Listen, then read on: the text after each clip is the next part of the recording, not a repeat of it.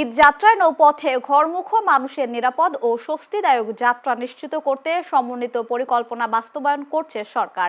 নিরাপত্তা ও শৃঙ্খলায় জোর দিয়ে কড়া বার্তা দিয়েছেন নৌ পরিবহন মন্ত্রী। মঙ্গলবার দুপুরে সচিবালয়ে নৌ পরিবহন মন্ত্রণালয়ে আয়োজিত সংবাদ সম্মেলনে নৌ পরিবহন মন্ত্রী শেখ রবিউল আলম বলেন, ঈদকে সামনে রেখে দেশের অভ্যন্তরীণ নৌপথে দুর্ঘটনা মুক্ত যাত্রা নিশ্চিতে সর্বাত্মক প্রস্তুতি নেওয়া হয়েছে। সংশ্লিষ্ট দপ্তর ও আইন শৃঙ্খলা বাহিনীর সমন্বয়ে কার্যকর ব্যবস্থা গ্রহণ করা হয়েছে।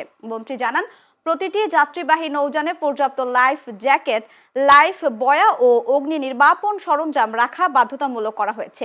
ঘাট ও গুরুত্বপূর্ণ নৌ রুটে নজরদারি বাড়ানো হয়েছে। পাশাপাশি রাতের বেলায় অবৈধ ও ঝুঁকিপূর্ণ নৌযান চলাচল বন্ধে বিশেষ তদারকি জোরদার করা হয়েছে বলে জানান তিনি। না, প্রতি বছর যদি আপনি বলেন এর আগে হয়েছে, গত বছরটা বেশ ভালো হয়েছে, সেটা একটু বলুন। আর এবছর আরও ভালো হবে সেটা নিশ্চিত থাকুন। যে সমস্ত গার্মেন্টসের জরুরি অর্ডার নেই তারা আগেই গার্মেন্টস শ্রমিকদের ছুটির ব্যবস্থা করবেন পর্যায়ক্রমে। আর যেখানে 2-4টি গার্মেন্টস এরকম হতে পারে তাদের জরুরি কোনো অর্ডার আছে, তারা হয়তো শেষের দিকে গিয়ে ছুটির ব্যবস্থা করবেন।